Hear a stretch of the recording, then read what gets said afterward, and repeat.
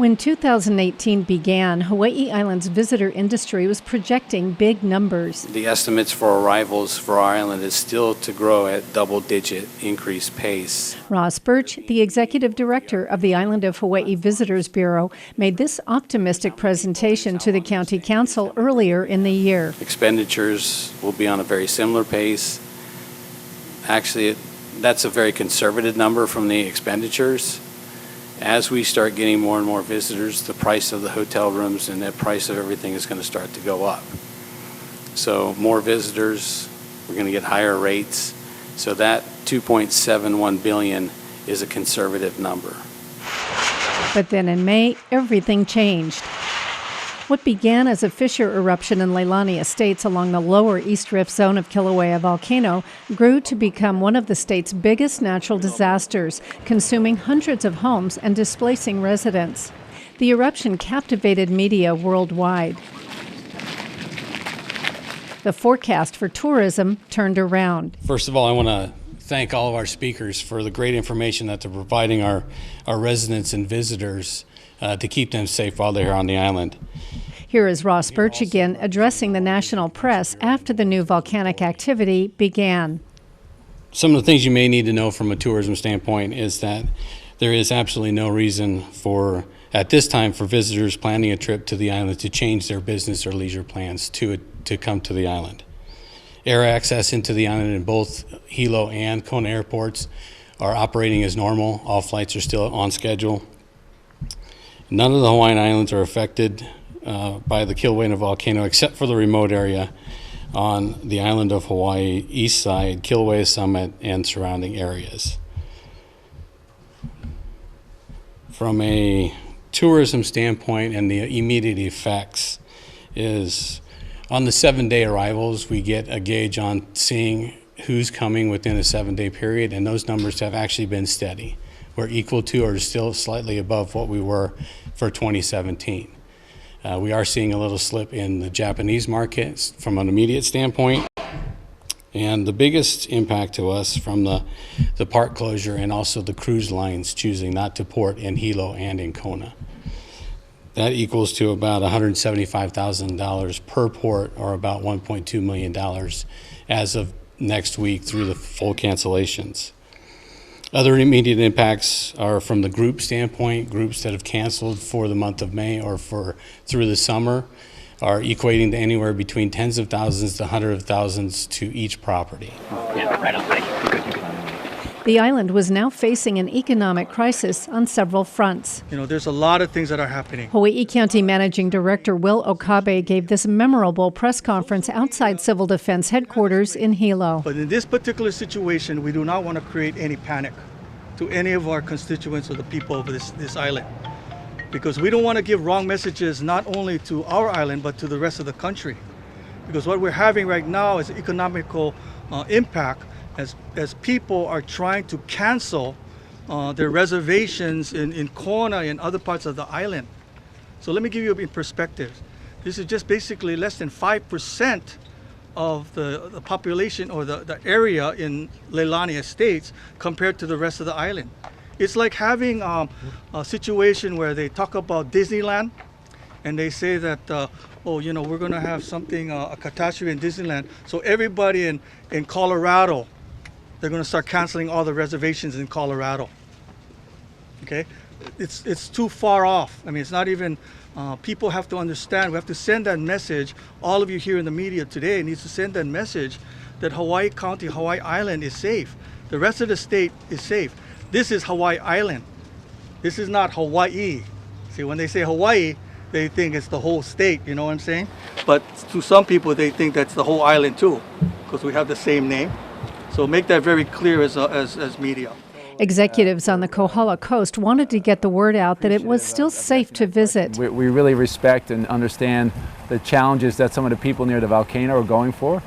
That is about 100 miles away from here. As you can see behind me, we have beautiful blue skies, and people are enjoying their life here at Madeleleine and all the other resorts here on the Kohala Coast. So we're trying to get that message out that although the volcano certainly has some adverse impacts on local communities down in that location, We are in a totally different location on the Big Island, and actually tourism it's a terrific day here. But meanwhile, the area of Volcano Village took a big economic hit after a series of earthquakes and explosions at the summit of Kilauea forced Hawaii Volcanoes National Park to close. The businesses that are directly related to those areas and that have business specific to Hawaii Volcanoes National Park are critically affected, and most of them have laid off employees or closed their doors. With the area's main tourist attraction off limits, local businesses felt the effects immediately. That's the best I can tell you right now. I'm not sure, Business has definitely gone down over the past month. Ever since the eruption down in Leilani Estates, we have definitely seen a constant trend of cancellations coming through. Prior to this whole event happening, our rooms were running probably a good 96% occupancy for the month of February. We will be lucky if we finish up this month with 40% occupancy. And if something happens like that day or the day before, just give us a call. My boss is honoring cancellation. She's been really great. The mood in the village, I would say, is a little uncertain right now of what is happening as far as the economy. Guests are not coming, which then people are not going to be spending money. And our employees are getting affected because we're having to cut back on hours. It's all going to be a trickle-down effect. It hits the hospitality industry. I think then it will eventually make its way all the way down to mom and pop places. As far as people going out and shopping. Unfortunately, media has really taken this whole event of the eruption and blown it out of proportion for the island, for the state of Hawaii. Where the eruption is happening is down in Lower Puna.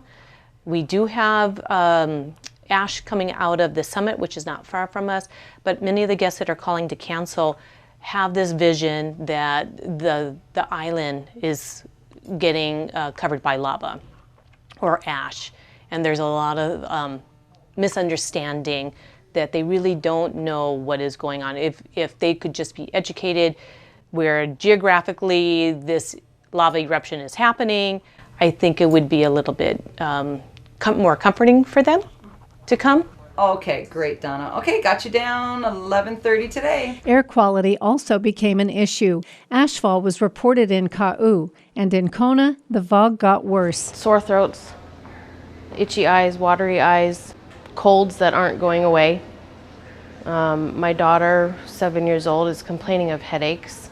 It's day to day. I've noticed a lot of mucus buildup in my throat, and in turn it makes it hard for me to breathe. I've noticed I try to stay inside more when I see that the levels have gone higher to the unhealthy, or the red or the orange. And with the election season upon us, the issue has become part of the gubernatorial debate. Well, I think first off, what a lot of people have mentioned is that we really need to take control of what's going on in the national media. As you guys know, we are either the number 1 or the number 2 story every night. And a lot of people are still concerned and confused, and they think they're going to get off the plane and they're going to trip on lava because they're not sure where it is or what island it's on. And I think that a lot of national media people have highlighted the fact that we are losing that economic business because we need to make sure that the narrative of the media is correct. With tourism, like I said earlier, it was really eye-opening to know that the national park of the Volcano National Park is the most visited site in the whole state, more than Pearl Harbor is.